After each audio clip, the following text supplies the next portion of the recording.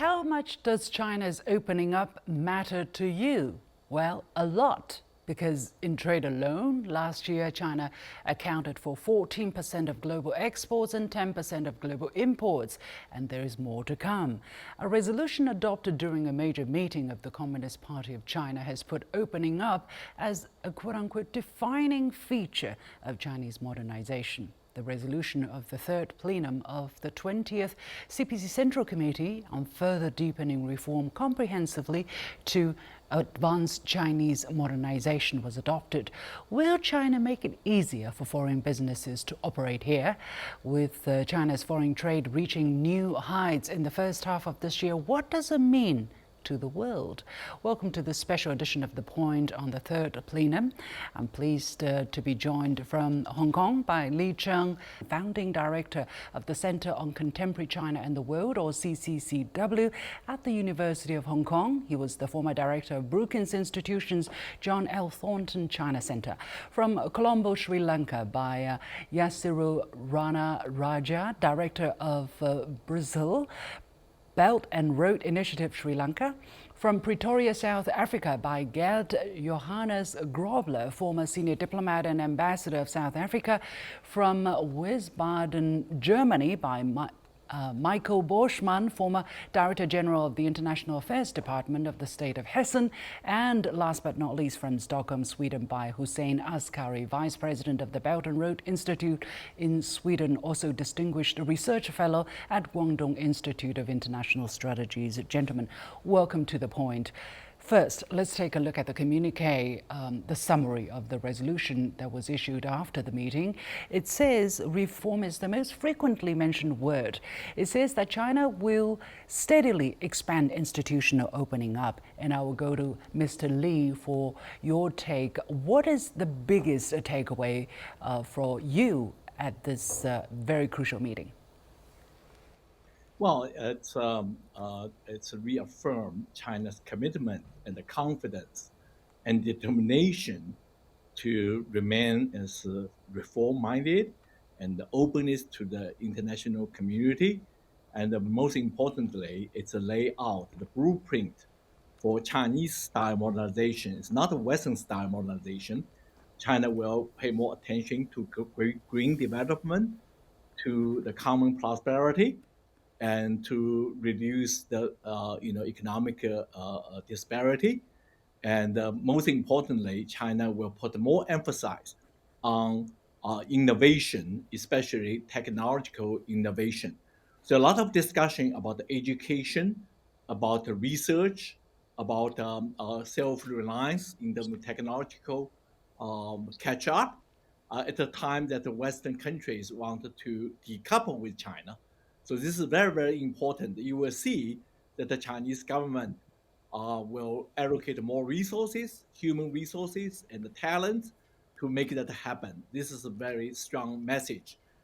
Mr. Rana Raja, from Sri Lanka's point of view and from other developing point of view, or of those partners of China along the Belt and Road Initiative, what caught your attention? Well, one of the areas that I caught my attention was how China focused on reform and in education, which is very important for the global South, which has been lacking for ages. And that has been the issue for many countries, to bring bottom-down regulations in most of our countries.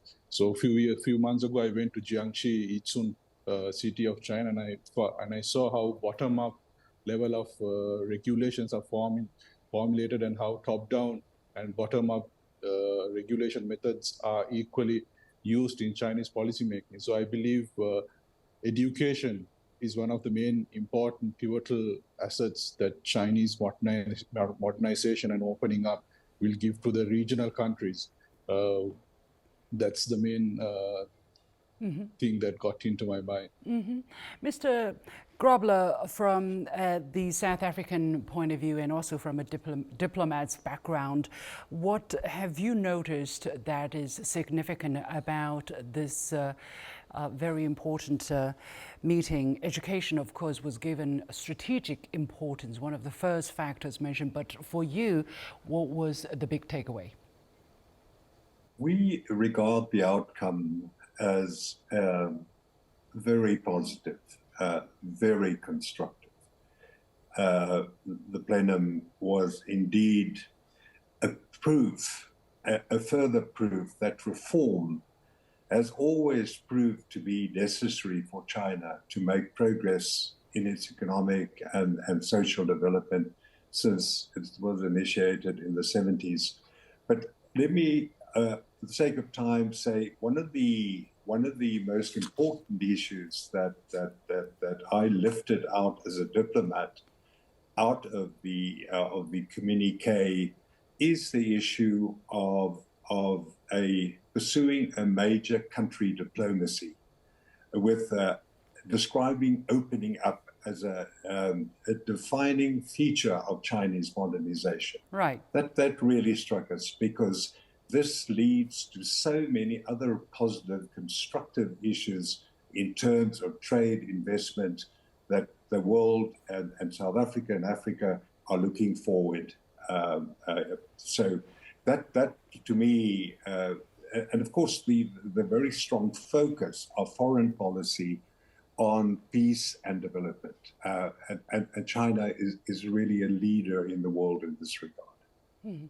We'll expand definitely on the opening up aspect you just mentioned, Mr. Ambassador. Let me go to Mr. Borschmann from a German perspective and also from the business perspective, which is a very important and hotly contested area, I would say. What did you pay attention in this communique? What did you look for? Did you find it? I think many points are already mentioned, but this point, which is a basic point, continuing the reform and opening policy, this I regard very important. You know, our economy is quite keen of China.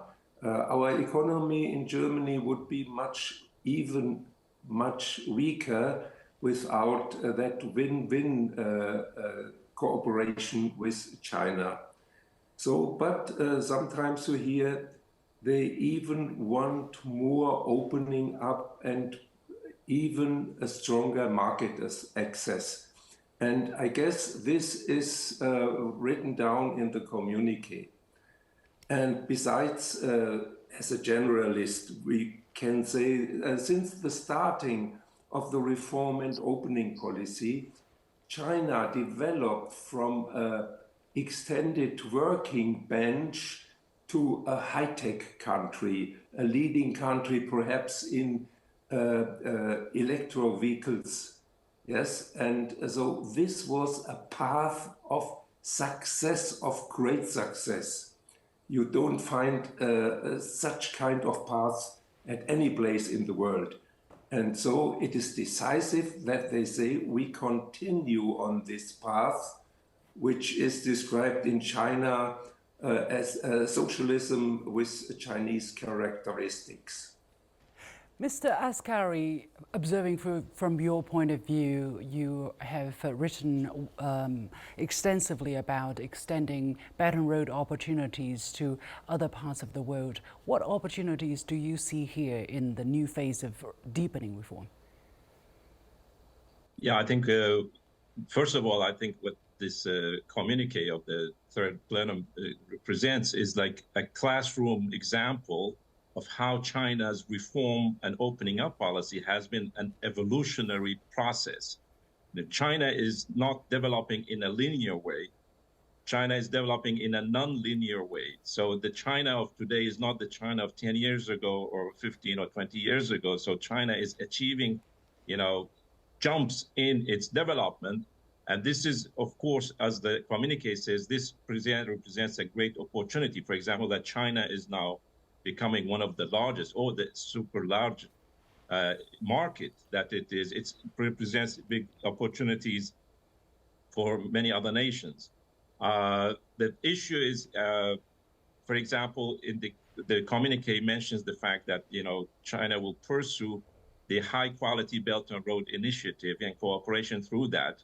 And this means that China's relationship to other countries in the Belt and Road in the global South will shift to a higher quality of development. For example, industrialization, that China today will be exporting technology, know-how, and capital for other nations. I have good examples from Africa, for example, from its neighborhood, where China is using its own leveraged scientific, technological, and high-quality development to other nations. So in a way that in this new multipolar world, China is becoming like what is called primus inter pares, the first among equals, where China is leading a process of globalization and multilateral development where all nations can rise together.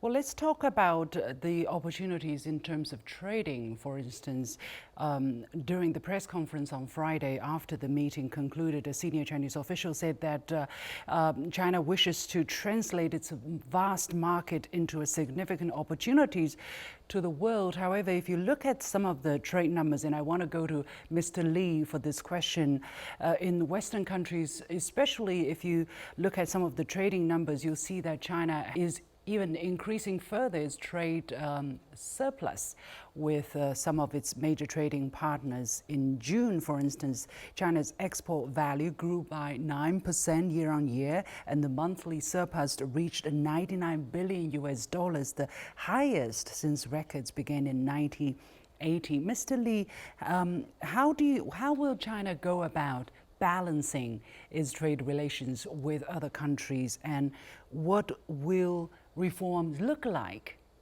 in this area? Well, certainly Chinese government is fully aware of this new development. So you see that the community emphasizes inclusive growth or balance the trade, fair trade. I think at the moment that certainly that the Western, especially U.S.-led decoupling with China or de-risking with China, that partly explained the challenges or the problems.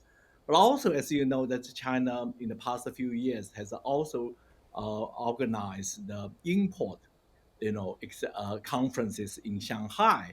This is a Chinese effort to try to balance the economy, balance the trade, and China certainly will continue to open up for ASEAN countries, for Europe.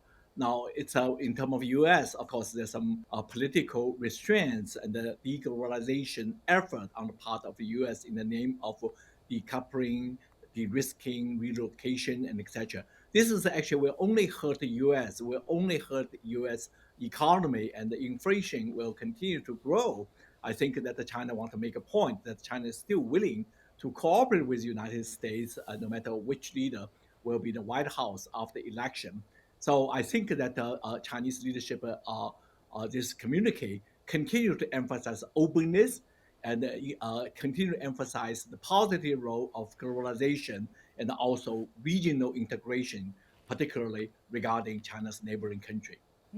Let's talk about China's trade relationship with neighboring countries or countries in the region. For Sri Lanka, for instance, Mr. Rana Raja, some Western mainstream media are cautioning against a so-called alarm in some countries about China is increasing exports and trade relations in general with these countries. Do you share this kind of concern that as China gets deeper, grows, sells more, but also at the same time buying more, maybe not as much? Do you share this kind of concern that this may be alarmist, that this may have negative consequences on the economies of its trading partners? I don't think there is some sort of view within the locals about Chinese doing trade with China, because Sri Lanka have been doing trade with China for centuries, and China was one of the main trading partners, not for 10, 20 years, but over centuries. Chinese traders have been coming to Sri Lankan ports. Looking forward from here, we need to find the new technologies that are coming with trade, the integration of AI and other automation technologies that China has, all these technologies they can share around the world, which is Sri Lanka is a good model. I'll give you two examples. One is we have invested 10 years ago the Colombo port, the terminal CICT terminal, which is now very performing terminal in the region. So not only for China, the development and the reforms of China has come to to the regional countries as in all. Apart from that, we need to train the people in the region for the new jobs, which will be there in the next 20, 30 years or in the next few decades.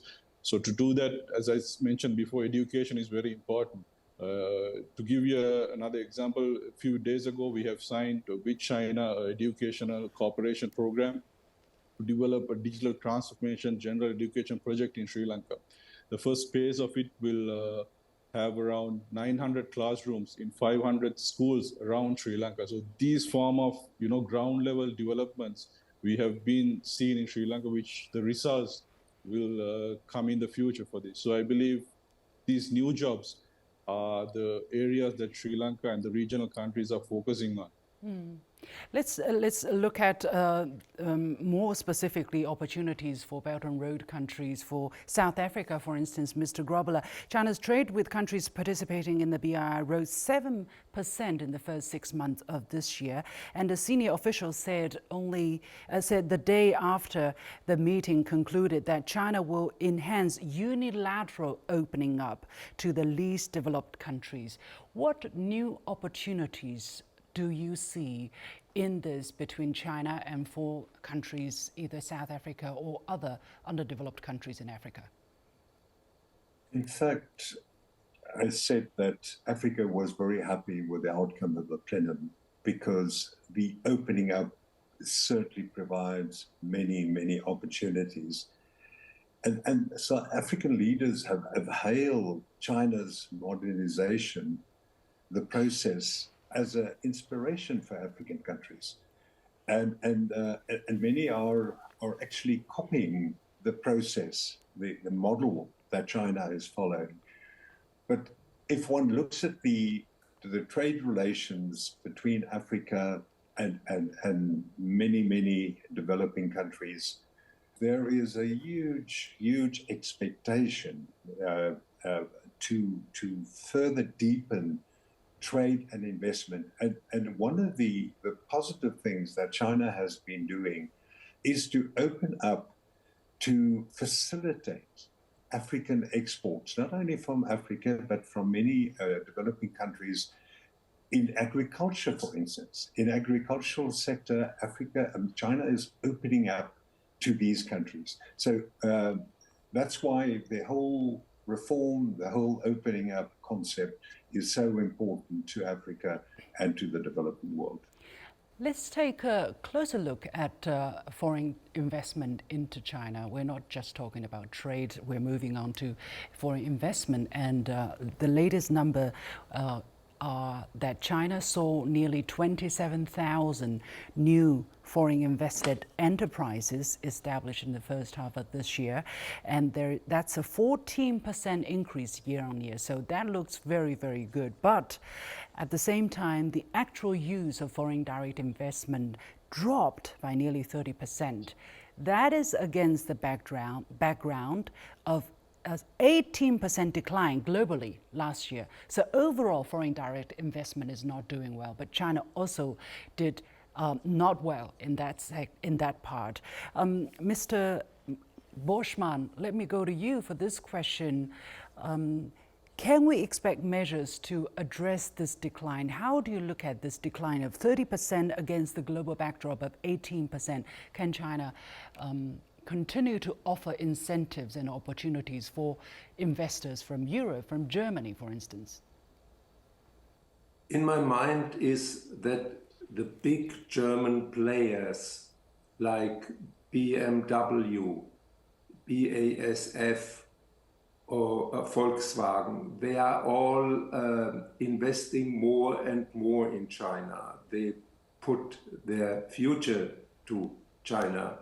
And even their investments, they are not paid by German subsidies, but they are paid by the win they make in China. So, but in general, for small and medium enterprises, there is a point I already mentioned, that especially small and medium enterprises sometimes complain a little bit that the market access could be improved in China. And if China works, as the Third Central Committee said in its communique, improve this more and more and more, I'm quite confident that the investments, direct investments, will grow again in China. China seems to have been doing that. For instance, China, besides announcing, pronouncing the importance of foreign invested enterprises in terms of market access, the items on the so-called negative list for foreign investors, meaning the sectors that foreign investors cannot invest, that list has gotten shorter. In 10 years' time, it went down from 190 to now 31 nationwide. Mr. Askari, can we expect this list to continue to shorten? Because China already announced it will remove all restrictions on foreign investment in the manufacturing sector. Can we expect this list to go even shorter? And why is China doing this when other countries are saying, no, we don't want more investment, we don't want more exposure to vulnerable supply chain or dependency, but China is saying, come in and let's embrace each other even deeper. Yeah, the one important thing to remember is that what China, in terms of foreign investment, China does not need capital to come into China. China does have a surplus in terms of monetary capital. What China is interested in is to cooperate on innovative, the advanced technological sectors. And the more China develops, the more self-confident it becomes, that it is not fearful of competition, it's not fearful of dominance of foreign companies in China, and therefore the list will become shorter and shorter because China does need input from innovative, especially small and medium corporations who are very intelligent, and this is something which brings something additional to the Chinese market, to the Chinese economy. So in this sense, China is not worried about, because it has grown so, strong and powerful and innovative. It does not fear competition of foreign companies coming into the country. On the contrary, they will bring more healthy competition inside China, but will also bring technology to the Chinese economy. So this is where things are different. It's a question of self-confidence. The reason Europe and the United States are closing the doors is their self-confidence has gone so much down, and they are fearful of competition. And because previously we had a monopoly on many technologies, and we could sell these for the price we want, Europe and the United States want to the rest of the world. But now China is developing technologies that are more competitive and in some cases superior to Western technologies, and that creates a problem. Okay, Mr. Lee, how do you look at the trade relation and the opening up of service sector? For instance, in March this year, Standard Chartered Securities China Limited began operation, and that's the first newly established wholly foreign-owned securities firm in China, coming from Hong Kong, which is, a very important link in terms of financial services. What kind of opportunities are you seeing there? And is China potentially worried that, if it is overly exposed in terms of financial services, it can also expose itself to great uncertainty and risks? Well, this is actually a major move that also reflects the confidence of Chinese leadership have about its own economy. Of course, that the Chinese will also deal with the issue of the risk in the financial sector. The fact is that they continue to open the service sector in the financial sector that speak loud the Chinese government determination for openness. And this service sector will really do a lot of foreign investors. As you probably know that U.S. will have a large delegation of entrepreneurs and major companies, mainly financial institutions, visit Beijing in the matter of days, if not, I think it's about the days. So that certainly shows that China's engagement with even the United States, which actually explain the number of jobs you mentioned earlier in the trade front. So that's a very, very important development, and China certainly will show that China is still the largest market in the service sector, in financial sector, plus also in the manufacturing in many other areas. Let's also look at the people-to-people side, which is a very encouraging development. And I want to share the latest numbers to all of you. Since China rolled out the unilateral visa-free policy since last year, in the first 5 months of this year, the number of inbound foreign visitors exceeded 12 million, with over 7 million entering without the need for a visa. Mr. Grobler, how significant is that move for people and also for China, for people to understand China better? What is very encouraging to the international community is and I mentioned earlier on, the foreign policy approach of peace, development, people-to-people exchanges. It is no matter what country the China has contact with, whether it's the US, despite difficult conditions at the moment, there is constantly approaches by the Chinese authorities, by NGOs, to have contact, people-to-people contact with the US, but also with Africa, with the international, with the developing world. It's a key and it's a key element in international relations. As a diplomat, people-to-people exchanges are so important, and the issue of visas, that's also very encouraging, to encourage people to come and visit China, to get to know your culture, to get to know your people. Time is limited. I'm going to ask one more question to Mr. Li, because coming with some Chinese background, I want to grade Mr. Li for this question. What are some of the risks, honestly, and uncertainties that China could be faced with in the next 5 years in implementing these ambitious reforms? Well, we still yet to see how that communicate resonate with Chinese people. I think there's some challenge about the confidence, because the previous model of economic growth, which emphasizes export and the property development, high volume of IPO, all come to end. China needs to find a new development model, which this community highlights, which is the Chinese modernization, which emphasizes green development, science, technology, and clean energy, and many others. But this will take some time. This is one challenge. The other challenge is international environment, because China's economic slowdown is a result of global structure problem. So we still do not know how global economy will recover. But what's encouraging is Chinese government wanted to lead the next wave of regional development and also new wave of economic globalization, because China benefited greatly from economic globalization, and hope that China's emphasis on green development, infrastructure development, which is exemplified in Belt and Road Initiative, can expand to some more new regions and etc.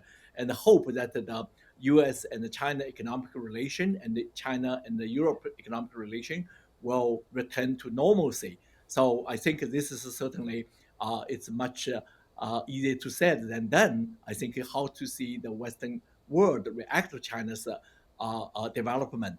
In my view, only it's a matter of time Western countries will realize, first and foremost, China is still a huge market.